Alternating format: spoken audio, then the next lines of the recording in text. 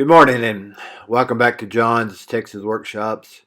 We've got a bunch of junk iron that we want to get organized, and we decided to build these racks. They're 34 foot long by 8 foot tall. And we've got all this angle iron that came off of pivots. It's all galvanized, not much fun to work with, but you can.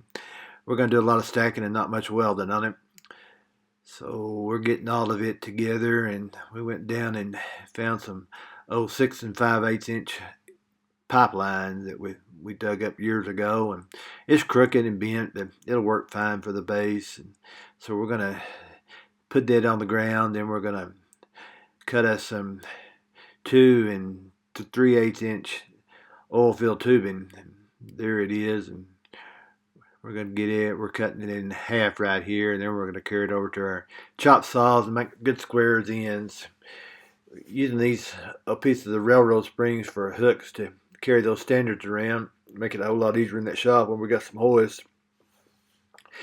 And then we're going to use these pieces of 3/8 inch cold roll rod to fill in the gaps when you lay that pipe together.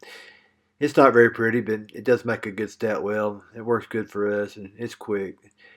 Show you in these time lapse how we're building these.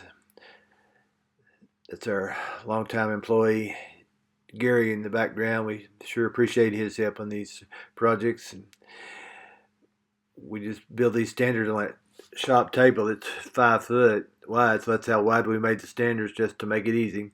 We try to grind it off every pass to get that slag out of the way. We lay it out.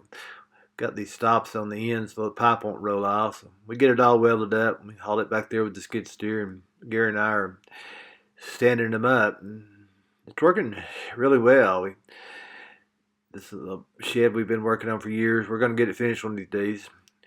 We had a little bit long this one, had to cut it off, so we had a little fire going, but we had a water hose out there, so we was in good shape. We got it cut, and we got it stood up, laying that angle iron between them, and they had to fit it to size, but I thought it worked just really well.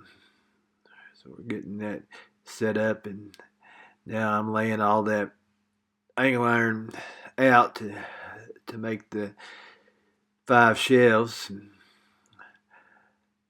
I was pretty sore the next day.